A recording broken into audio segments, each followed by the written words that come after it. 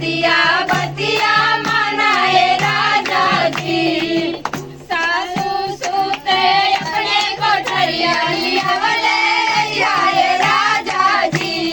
सासू सूते अपने कोठरिया लियावले आए राजा जी। लियावले जगवले आए राजा जी। लियावले जगवले जगवले आए राजा जी। नाई है लौट घर पकड़ के जगवले आए राजा जी। नाई है लौट घर पकड़ के जगवले आए राजा जी।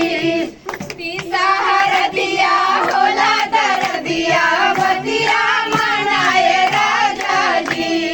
पीसा हर दिया होला दर दिया बतिया मनाए राजा जी।